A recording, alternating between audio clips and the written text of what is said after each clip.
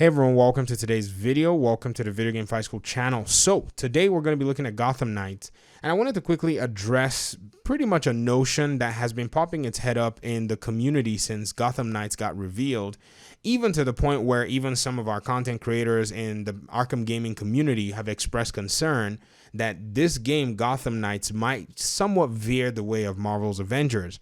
Now, right off the bat, I don't think that's going to be the case because, if anything, Square Enix has taught everybody how not to make their superhero games, while Insomniac is actually now doing the teaching on how exactly you should make a successful superhero game. So let's look very closely at Marvel's Avengers and let's look at what Insomniac did, and then we're going to look at how Gotham Knights is positioned to take some of the good aspects of both games and fuse them together.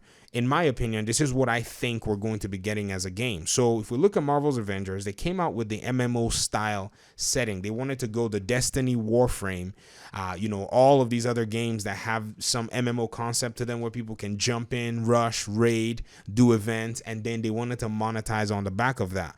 Well, the superhero gaming community is not necessarily too enthused about things like that. And more importantly, even the comic section, those who are more of the comic and gaming aspect of this entire community, are definitely not wanting to touch things like that because Marvel's Avengers basically lost a lot of money and has still, according to reports, not recovered its production cost. So all of that time, all of that effort in acquiring something that is so difficult to acquire, I mean, it's the Avengers from Disney, to make a video game has basically fallen flat. Now, I'm not saying Square Enix is not capable of doing a very good Avengers game. I think it's kind of like how EA tried to overly monetize Star Wars because they thought, we have this IP and we're going to just do whatever we want, until that IP also gave them a lot of issues. And then finally, they decided to go the single player route. And even if they wanted to do multiplayer, they've been able to kind of tone it down where the multiplayer feels fair and useful. So if you look at Star Wars Jedi Fallen Order, that was a single player experience. And then even the other Star Wars game that was brought out, I can't remember the name. It's the one on the space fighter one in October of 2020. I remember that's when it came out, but I haven't played it. But Jedi Fallen Order, one of my favorite games. I've actually played that one. And so I'm really excited as to that direction. I think that Square Enix has learned that they probably need to take that direction of the single player route. And if they want to add any aspect of multiplayer, it needs to be really toned down because Marvel's Avengers and its approach basically fell flat on its face. Now let's look at Insomniac. Insomniac has done 2 Spider-Man games that have basically been critically acclaimed. The only criticism that you actually do have as a major criticism for Spider-Man Miles Morales is just the game's length. And I think that's actually slightly of a viable criticism, but how about other games that have come out and are worth the same price and have never given even half the enjoyment as Miles Morales? So that's another case to be made, that it's actually good to make a good game and a short good game than it is to make a long boring game or a long game that doesn't fulfill any of its goals. And so I think that Gotham Knights, the way it's positioned itself, is to take the best of both worlds. And if you remember watching that gameplay narrative that was actually done by Patrick Redding, he mentioned right off the bat exactly where that gameplay loop was coming from. That gameplay loop is coming from a specific time and a specific play length of the character. He said this mission is so and so many hours into Batgirl's own story mission. He mentions it that way, and I think that alone is what we can hold on to. Now, I'm not saying everything is going to be that way, but I remember those words, and I remember watching that replay over and over and over and over again. And I'm a Batgirl fan. I don't know if you guys do know that. One of my kids, my daughter, is also a huge Batgirl fan. So we're big fans of the character. So I remember just being super excited, and even my kid being excited just seeing that.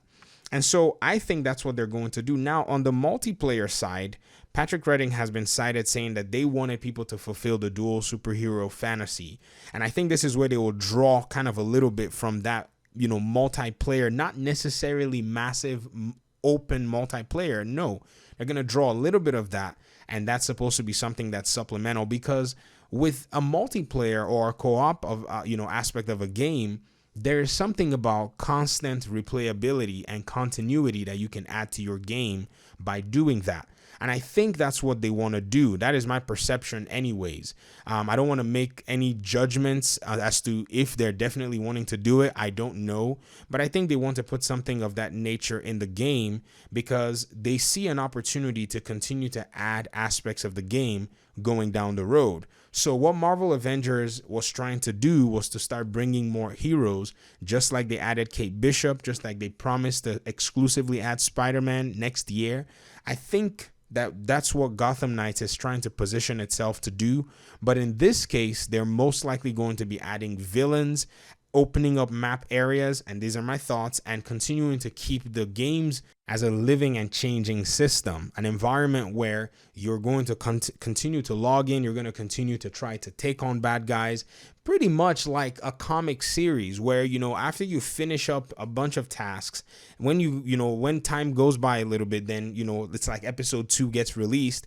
And so you're coming back, this bad guy is coming to invade your city. That's kind of how I envision Gotham Knights wanting to be. So when we look at just the genre or how we can categorize this game, even though the genre is not yet clear because the developers haven't really revealed much, I can say that they're trying to do something innovative, even though they're going to use foundational systems that work for other superhero games, especially superhero games that they're actually not new to. They've actually done some good stuff.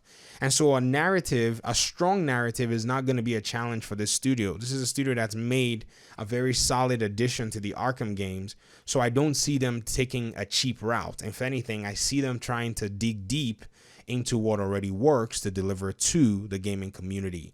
So that's pretty much what I think that we're going to see with Gotham Knights regarding gameplay structure and some of the multiplayer aspects. And I don't know anything else that they would want to do that will be better, because they seem to have their vision set, and they're going to deliver that. But that's it for me. I want to hear your thoughts in the comment section. Do you think that this game is liable to go the Avengers route?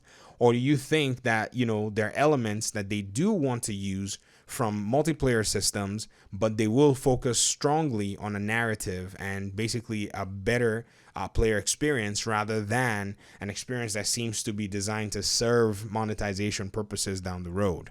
Talk to you all in another video. Thank you for your time and audience. If you love the video, hit the like button. And if you do want to, you can hang out in the Video Game Fight School community by hitting the subscribe button. Peace out.